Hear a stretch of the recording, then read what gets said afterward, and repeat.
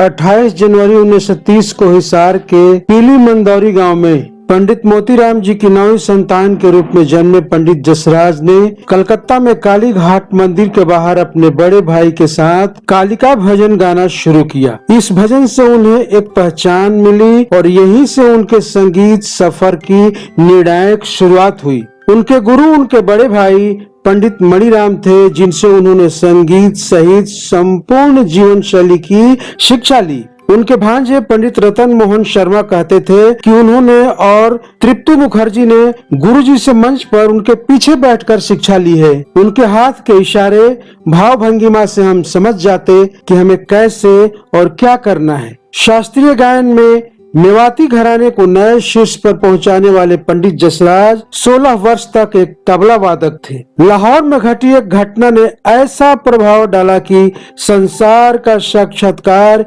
एक श्रेष्ठ तबला वादक की जगह माधुर्य से परिपूर्ण एक शास्त्रीय गायक से हुआ। अपने समय के सर्वाधिक लोकप्रिय फिल्म निर्देशक वी शांताराम की पुत्री मधुरा से इनका विवाह 1962 में हुआ। मधुरा ने एक अच्छे जीवन साथी की तरह तमाम मुश्किलों में इनका साथ दिया, जिसका उल्लेख उनके जीवन की अनेक घटनाओं में मिलता है। संगीत का एक चमकता नक्षत्र जिनके जीवित रहते ही इंटरनेशनल एस्ट्रोनॉमिकल यूनियन ने एक माइनर ग्रह का नाम जसराज दिया, जिसकी संख्या 300128 है। अगर इस संख्या को उलट दें तो इसमें पंडित जसराज की जन्म तिथि प्राप्त होती है, जो 28/1/1930 है। आध्यात्मिकता ने उनके संगीत को परिपूर्ण किया और कई अवसरों पर उन्होंने वृंदावन, मथुरा, द्वारकाधीश, तिरुपति बालाजी जैसी कई जगहों पर अपनी संगीत आराधना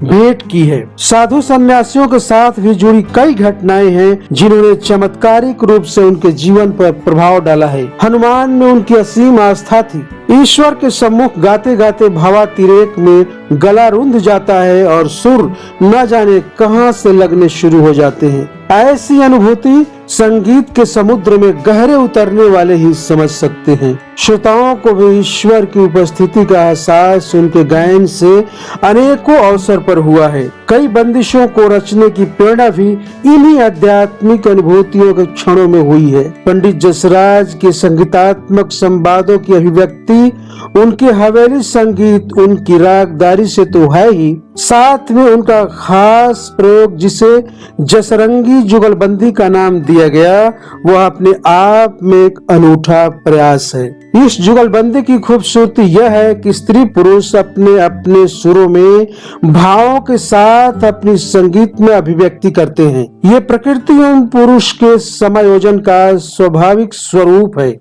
जिसमें स्त्री पुरुष अपने सहज भाव में बहते हैं, जैसे दो नदियां अलग अलग बहते हुए भी साथ साथ चलती है। पंडित जसराज का गायन ऐसा अनुभव है जहाँ शब्द एवं संगीतात्मक संवाद अशेष है, जहाँ शब्द एवं संगीतात्मक संवाद अशेष हैं, जहाँ वे कृष्णमय हो चले हैं। वे गाते हैं, चलोरी सखी गोकुल धाम, जहाँ बने सब बिगड़े काम, धन ये जल धन धन ये रजकण, जहाँ तहाँ निकलत एक ही नाम। आपके स्वर्ग आरोहण पर देश की आंखें नम है। संगीत प्रेमी और देश की तमाम जनता आपको भावभीनी श्रद्धांजलि देती है।